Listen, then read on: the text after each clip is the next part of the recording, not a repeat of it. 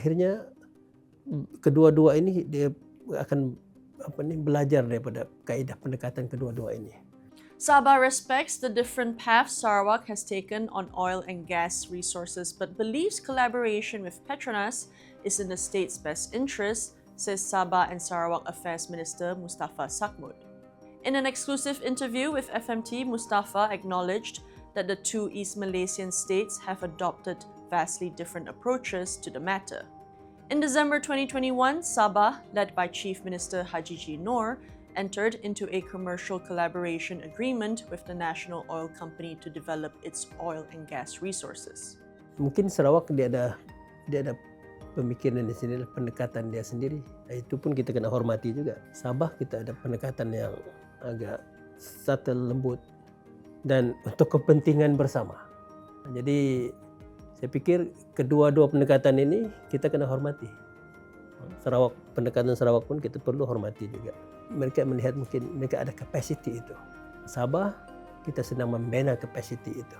Sabah, kita pun ada talent itu, tapi sebuat masa ini pendekatannya through CCA, Commercial Collaboration Agreement. Ini yang diambil pendekatan oleh Sabah. Maknanya Sabah mengambil pendekatan buat joint venture dengan Petronas.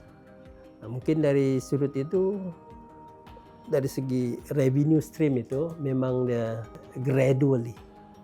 Jadi ini pendekatan yang dibuat oleh Sabah.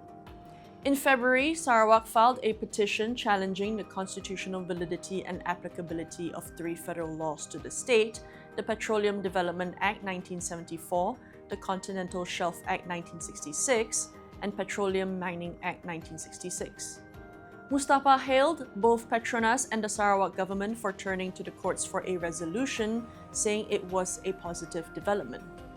He said legal clarity was crucial to ensure Petronas and Sarawak's state-owned oil and gas entity, Petros, are not left mired in uncertainty, warning that prolonged ambiguity could erode investor confidence in the National Oil Company. Jadi kita tidak mau korbankan Petronas, kita juga mau mengangkat Petros supaya dia pun akan lebih maju, dan kita juga mau meneruskan hubungan baik kerja negeri Sabah dengan Petronas dalam bentuk commercial collaboration agreement ini. Kita mau supaya industri oil and gas di negara ini akan terus diperkukuhkan. Petronas kita tidak boleh korbankan. Petronas sudah berada lebih 50 tahun dan telah memberi banyak ruang dan peluang pekerjaan kepada rakyat Malaysia, khususnya Sabah dan Sarawak. Panyujo, FMT.